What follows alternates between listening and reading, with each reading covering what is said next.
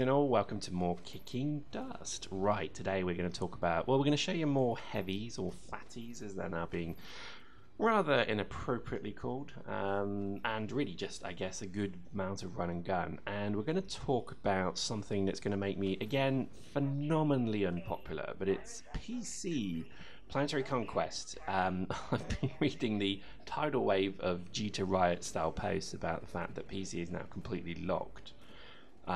Something about every single district in Malden Heath is now locked, and this is kind of a wider discussion. I don't care if Corps want to do this. I don't care if Corps want to farm it for the money, because after a while money in this game just becomes completely irrelevant anyway, because there's very little to even spend on, and it just becomes a way of keeping score, just like it is in IRL. And so the money side of it couldn't give much of a shit about, to be honest.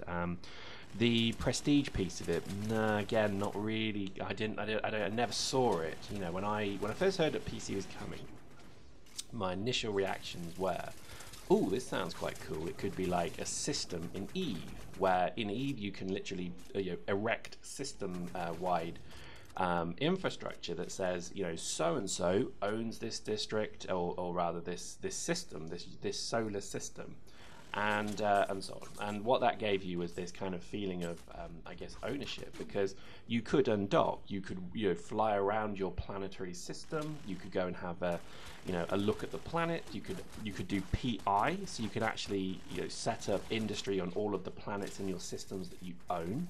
You could build stations in the systems that you own as well, or rather a station. I think it's still limited to one, and so on. So in essence, you could create a little bit of your own, place, your home, effectively. When districts came in, I had this kind of crazy, incorrect thought that it would be the same thing, that you would actually get a district, a map, like you see we're on here, but a map that you could just literally log into. So you would actually be able just to literally, instead of just stood in the captain's quarters, your corps could beam down to this district. No one there, just you and your bros, and you could test your guns, you could do stuff, build stuff, and I thought that eventually this might be where PvE comes from, because you could maybe get a warning that your district has been, I don't know, swarmed by drones.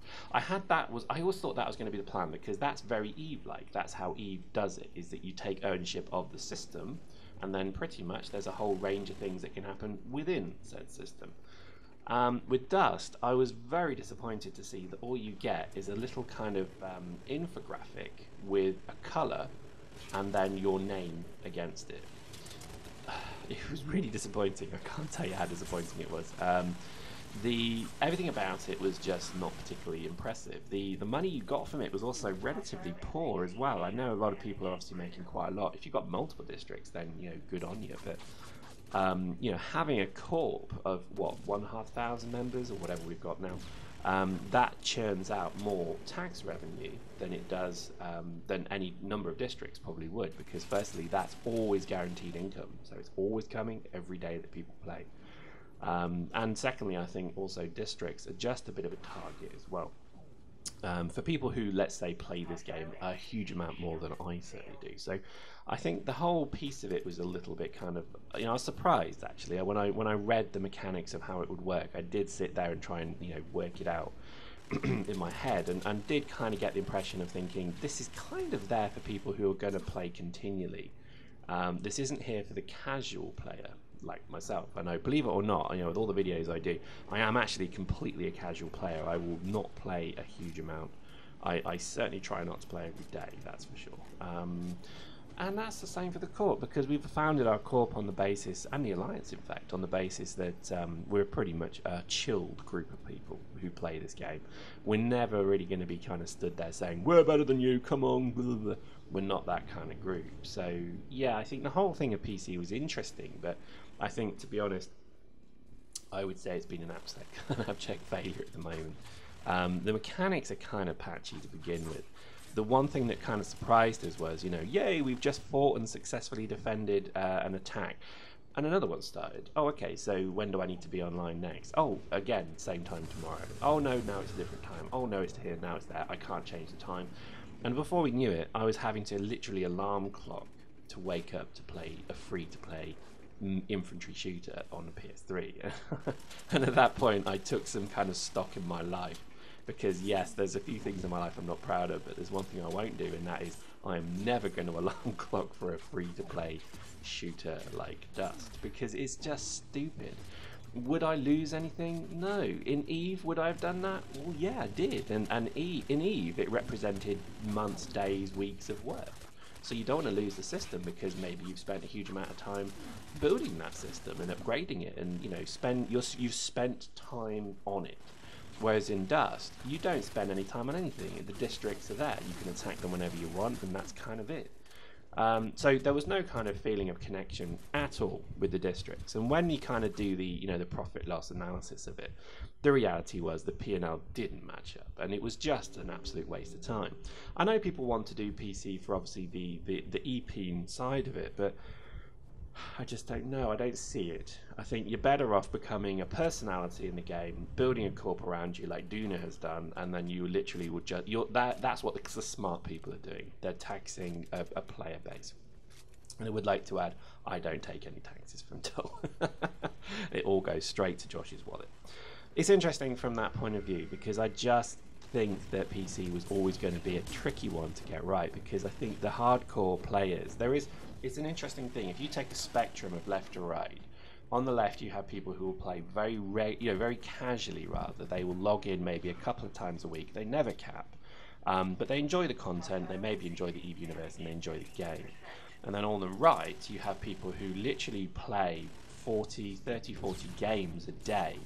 And these are people who have got 150,000 kills. These are people with KDs of 70 or so. And these are people who I guess are quite young, because I hope I don't troll anyone by saying that, because I can't imagine how on earth a grown man would do that because of work and stuff like that. If you're not working, then get a job. I'm joking, but seriously, I can't imagine that these are kind of older players, let's say. I could be wrong, so post in the comments. Seriously, I'm not meaning any disrespect or troll there.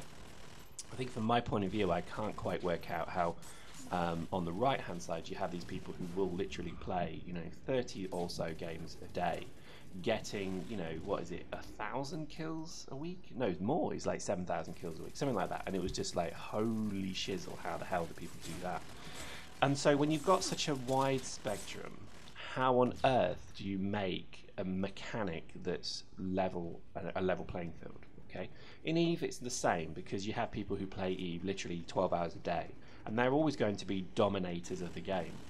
But I would say that the numbers aspect is important in EVE, whereas in Dust you can never bring your numbers to bear, ever. We have I think at last look, we had around 2,000 something odd members in Darkstar Army, of which we can never ever bring any of those numbers to bear.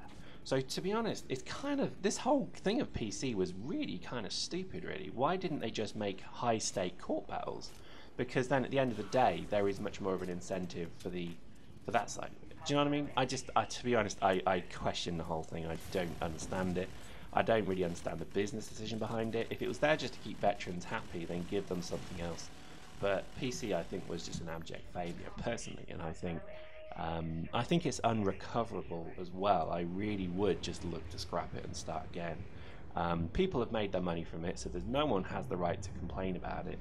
And I think, quite frankly, when you get to a point where there is literally no movement on the map and everything is locked, you have wasted an entire... That mechanic is just not fit for purpose, and you should just cut the whole thing right now.